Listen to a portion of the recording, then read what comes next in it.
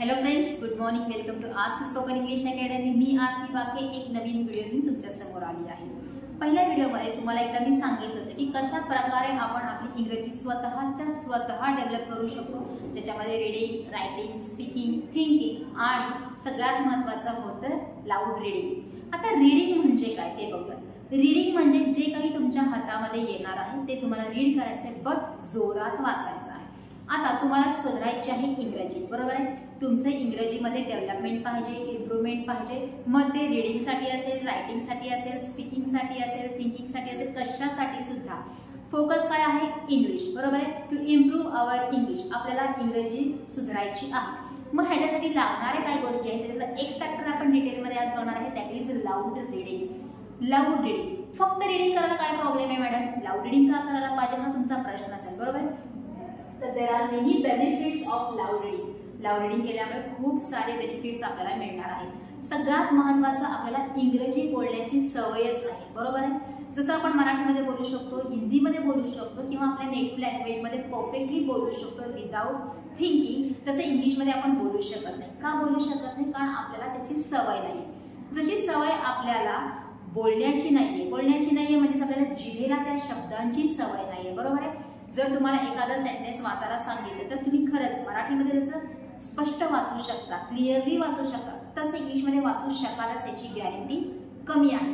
का कमी आहे? कारण आपण पूर्ण जेव्हा आपली शाळा असेल, कॉलेज असेल, तेव्हा इंग्रजी या विषयावर किती फोकस केलेला आहे आणि किती त्याचं रीडिंग केलेलं आहे व्हिडिओनं. सो स्पीकिंग करत असताना मग ते लगेचच आपण एखादा क्लास लावला की हा आज इंग्रजी शिकायला घेतलं म्हणजे पटपट बोलायला येईल असं आहे का, किंवा पटपट वाचायला येईल असं आहे का? ऑफकोर्स ना. त्याच्यासाठी आपल्याला प्रॅक्टिसेस करावी लागणार आहे. सॉरी, लाऊड रीडिंगमध्ये जर सगळ्यात महत्त्वाची गोष्ट काय होणार असेल तर स्ट्रेंथन माउथ मसल्स. आता मराठी बोलत असतानाचे आपले उच्चार, इंग्रजी बोलत असतानाचे उच्चार, शब्द वेगवेगळे असल्यामुळे वेगवेगळ्या प्रकारेच होणार आहे. त्यामुळं आपले जे तोंडामध्ये मसल्स असतात ना, त्यांना एक वेगळं वळण लागावं लागणार आहे. जसं की आता मला जर एखादा इंग्रजीमध्ये शब्द बोलायचा असेल तर तो पहिल्यांदा मी व्यवस्थित उच्चार करू शकणारच नाही. जेव्हा आपण स्टार्टिंगला इंग्रजी शिकत होतो ते आठवून बघा.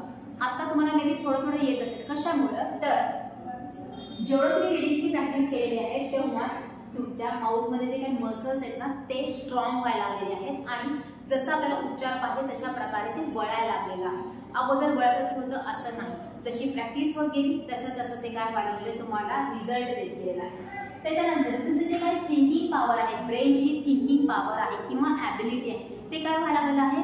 वाढायला सुरू होते. कशामुळे? लाऊड रीडिंग केल्यामुळे तुमची ती ॲबिलिटी डेव्हलप व्हायला लागते.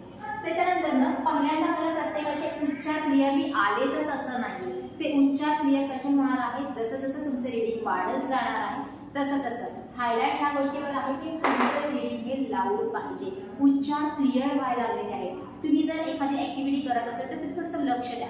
जेव्हा तुम्ही रीडिंग करत असताना परफेक्टली रीड करता मनातल्या मनात, पण तेच जेव्हा तुम्ही जोरात वाचण्याचा प्रयत्न करता तुमची जीभ अडखळते, तुमचे उच्चार क्लिअर येत नाही, शब्द एकमेकांवर आदळायला लागतात, बरोबर. मग हे जर कमी करायचं असेल तर तुम्हाला लाऊड रीडिंग हे करावंच लागणार आहे. म्हणजे तुमचे क्लिअर होणार आहे प्रोनाउन्सिएशन. सगळ्यात महत्त्वाचं जर काय होणार असेल तर तुमचं वर्ड बँक जे आहे, वर्ड बँक म्हणजे काय? Vocabulary power. वर्ड पॉवर ही काय होणार आहे? वाढणार आहे.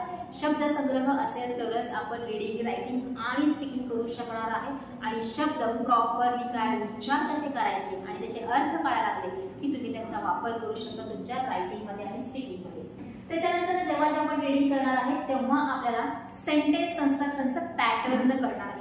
सेंटेन्स कशा प्रकारे केलेला आहे, सब्जेक्टची जागा कुठे आहे, ऑब्जेक्टची जागा कुठे आहे, वाक्य लहान आहे का मोठं आहे, मोठं असेल तर तो एक्सटेंड कसा केलेला आहे, एक्सटेंड करत असताना कोणत्या शब्दांचा वापर केलेला आहे, निगेटिव्ह कसं झालेलं आहे, क्वेश्चन कसं झालेलं आहे, हे सगळं आपल्याला सेंटेन्स कन्स्ट्रक्शनचं पॅटर्न कळणार आहे.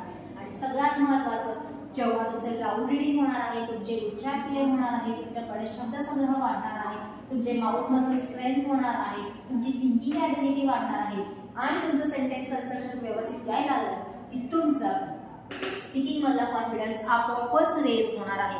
कॉन्फिडन्स तेव्हाच येतो जेव्हा एखाद्या पर्टिक्युलर गोष्टीचं इन्स अँड आउट्स आपल्याकडे माहिती असते, मगच आपण ते सांगायला जातो. जर तुमच्याकडे त्या गोष्टीची माहितीच नसेल तर तुम्ही बोलू शकणार नाही, सांगू शकणार नाही. म्हणजेच तुमचा कॉन्फिडन्स जर रेज व्हायचा असेल एखादी गोष्ट करण्यासाठी तर ती गोष्ट तुम्हाला परफेक्टली येणं गरजेचं आहे. म्हणून लाऊड रीडिंग जेव्हा आपण करणार आहे तेव्हा आपल्याला या सगळ्या गोष्टी मिळणार आहेत आणि या सगळ्या गोष्टी जेव्हा आपल्या हातामध्ये असणार आहेत, इन द सेन्स आपण अक्वायर केलेले असणार आहे, शिकलेले असणार आहेत, तेव्हा इनडायरेक्टली आपण काय करणार आहे, कॉन्फिडंटली बोलणार आहे. म्हणजेच आपलं स्पीकिंग काय होणार आहे, इनडायरेक्टली सुधारणार आहे. रीडिंग असा फॅक्टर आहे जो प्रत्येक वेळेस प्रत्येकाला कुठल्या ना कुठल्या अँगलनी बेनिफिट हा देणारच आहे.